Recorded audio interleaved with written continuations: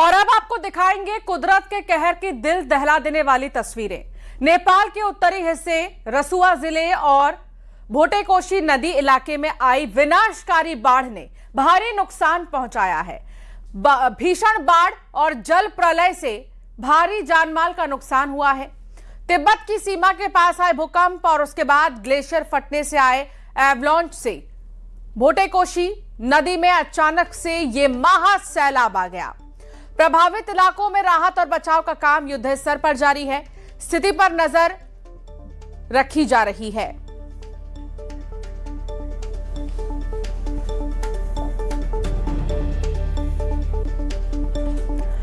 ये देखिए तस्वीर, ये वाकई में सोचने पर मजबूर कर देने वाली ये तस्वीर है कि आखिर ये हुआ क्या पल भर में, क्योंकि कुछ ही सेकंड्स की बात और यहां पर इस तरीके से जो है बाढ़ का मंजर, सब कुछ तहस नहस हो गया।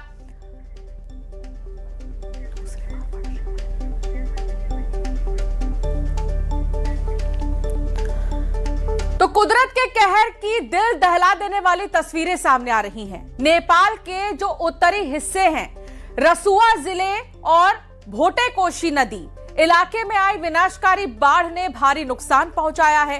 भीषण बाढ़ और जल प्रलय से भारी जानमाल का नुकसान हुआ है।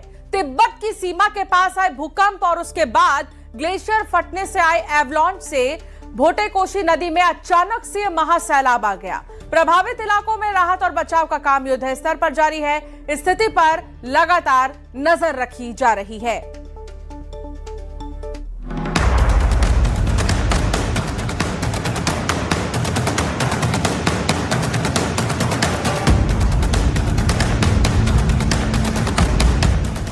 नेपाल में कुदरत का कहर, दिल दहला देने वाली तस्वीरें। तिब्बत नदी के रास्ते नेपाल में घुसा जल सैलाब।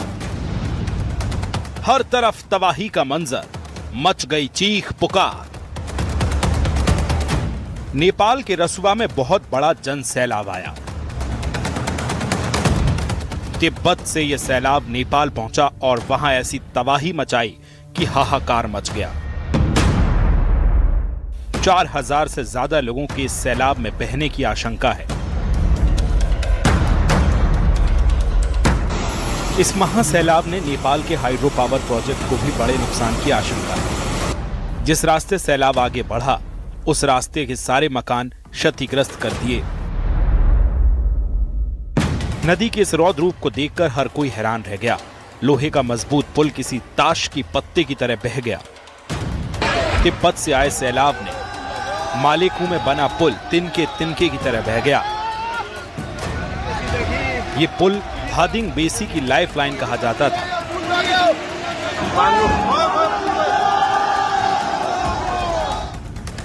नदी में आए सैलाब में घर, मकान, दुकान सब बह गए। कारों को भी यह सैलाब तिनके की तरह बहाता चला गया। ये बेहिसाब सैलाब तिब्बत से निकला। इसके बाद इसने नेपाल में एंट्री ली। नेपाल के भोटेकोशी इलाके में सैलाब की एंट्री हुई और ये त्रिशूली नदी से होता हुआ आगे बढ़ा। इसके आगे नारायणगढ़ के गंडकी के नदी में भी यह सैलाब पहुंच गया। नेपाल के रसुआ में पिछले 24 घंटे में 7 मिलीमीटर से ज्यादा बारिश नहीं हुई। इसलिए बाढ़ की वजह से स्थानीय बारिश नहीं मानी जा रही है। अधिकारियों को शक है कि तिब्बत में ग्लेशियर झील फटने से अचानक पानी भोटेकोशी तक पहुंच गया है। भोटेकोशी बेसिन में 122 ग्लेशियर झीलें हैं। कौन सी झील फटी, अभी इसकी पुष्टि नहीं हुई है। सैटेलाइट इमेज और तकनीकी जांच से स्रोत का पता लगाया जा रहा है। भोटेकोशी नदी तिब्बत से निकलकर नेपाल में आती है और आगे जाकर सुनकोशी नदी में मिल जाती है। यही सुनकोशी नदी आगे चलकर सप्तकोशी नदी बनती है, जो भारत के बिहार में प्रवेश करती है। पिछले साल भी भोटेकोशी में आई बाढ़ से नेपाल को बड़ा नुकसान हुआ था। उस हादसे में 9 लोगों की जान गई थी, जबकि 24 लोग लापता हो गए थे। नेपाल और चीन को जोड़ने वाला फ्रेंडशिप ब्रिज भी बाढ़ में बह गया, जिसके बाद दोनों देशों के बीच सड़क संपर्क और व्यापार कई महीनों तक प्रभावित रहा। Bureau report, news 18 UP Uttarakhand.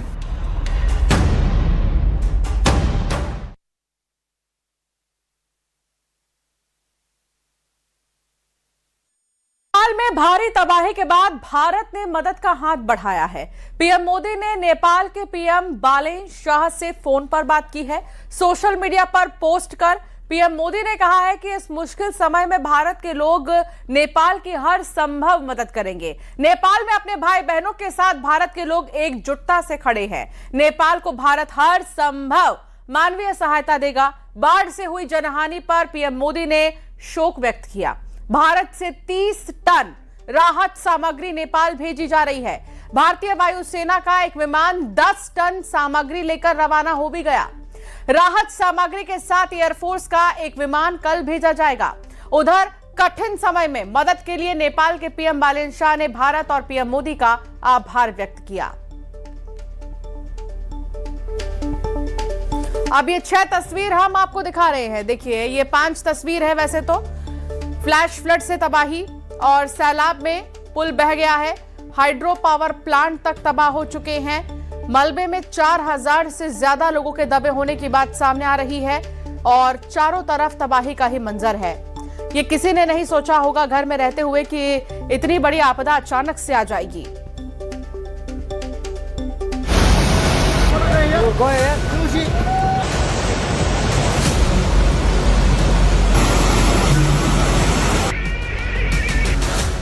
Nepal में जल का प्रहार।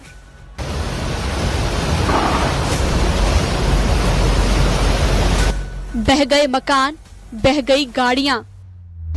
ऐसे तिनकों की तरह बह गए पुल।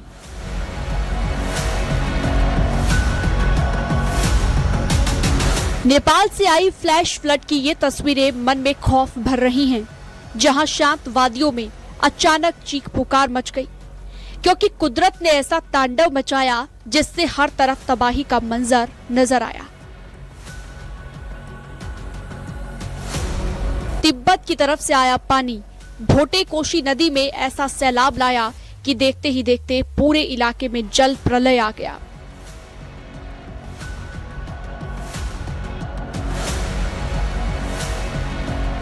पानी की रफ्तार ऐसी कि घर, दुकानें, गाड़ियां और पुलों तक तिनकों की तरह बहते नजर आए।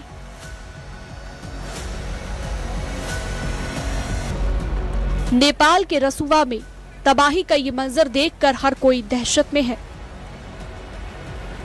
एक तरफ नेपाल में सैलाब का रौद्र रूप, दूसरी तरफ पानी में बहती गाड़ियां, तीसरी तरफ टूटता पुल और कहीं अपने घरों को छोड़कर सुरक्षित जगह को तलाशते लोग।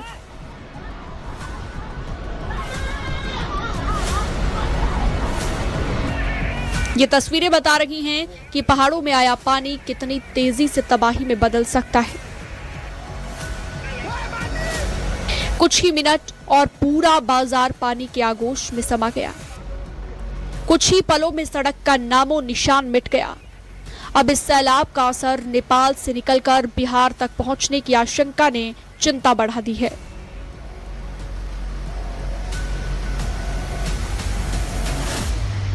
क्योंकि जिस नदी में नेपाल का ये सैलाब आया है, वही जलधारा आगे चलकर भारत में गंडक नदी का रूप लेती है।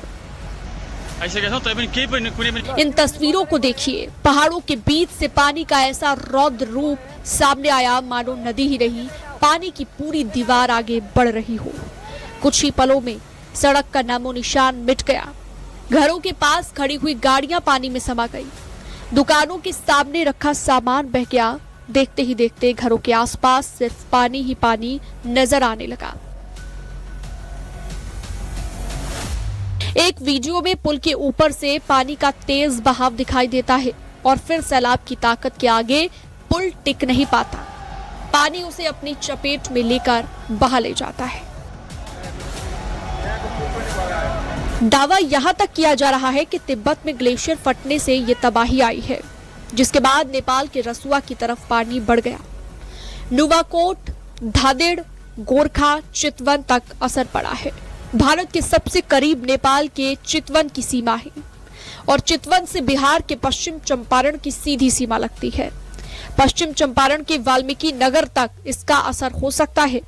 निचले इलाकों में बाढ़ का खतरा बढ़ सकता है। तबाही कितनी बड़ी है इसका अंदाजा इस बात से लगाइए कि नेपाल पर्यटन बोर्ड के शुरुआती आंकड़ों के मुताबिक 384 यात्री और पर्यटक लापता बताए जा रहे हैं। इसमें 291 विदेशी नागरिक और 93 नेपाली नागरिक शामिल हैं। लापता विदेशी नागरिकों में 100 से ज्यादा भारतीय बताए गए हैं। हालांकि ये शुरुआती आंकड़े हैं। नेपाल में कई लोगों की मौत की खबर भी सामने आई।